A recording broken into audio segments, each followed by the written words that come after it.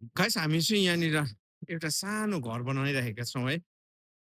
सुरु गरेको 3 दिन भयो। 3 दिनमा यत्तिको प्रोग्रेस भइसकेको छ। तपाईँलाई देखाउन चाहन्छु हामीले यसै टोइलेटको लागि यहाँ यो हामीले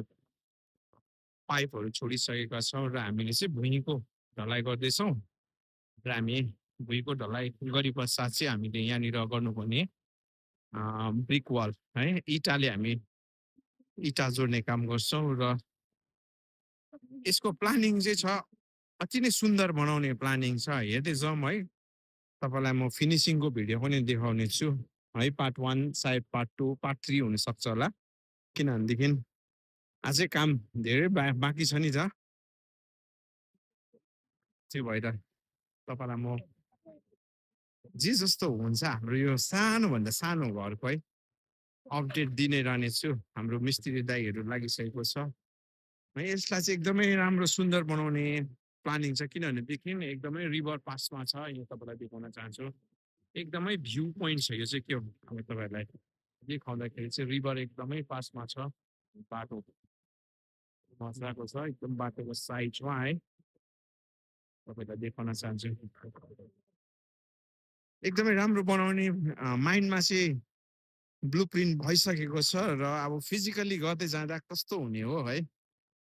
तपाईँलाई अपडेट दिने रहनेछु हेर्नुहोस् चाहिँ हाम्रो चाहिँ धम ढलाइ हुँदैछ भुइँ ढलाइ हुँदैछ है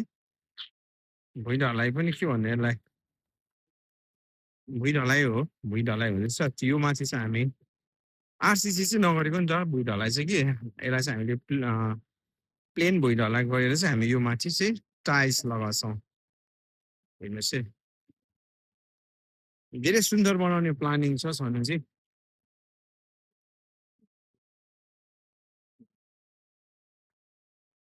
लगभग हाम्रो भुइँ ढलाइ भइसक्नु आँटेको चाहिँ साथीहरू हेर्नुहोस् है आज शनिबार आज है भुइँ ढलाइ चाहिँ सक्ने प्लानिङ गरिरहेका छौँ हेर्नुहोस् है लगभग हाम्रो चाहिँ भुइँ ढलाइ चाहिँ आज भइसकेको छ है हेर्नुहोस् है साथीहरू हाम्रो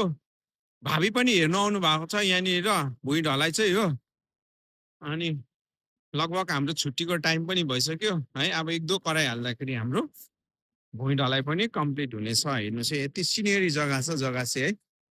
खोला एकदम छेउमा छ माथि हेर्नु भयो भने हरियाली पहाडहरू छ है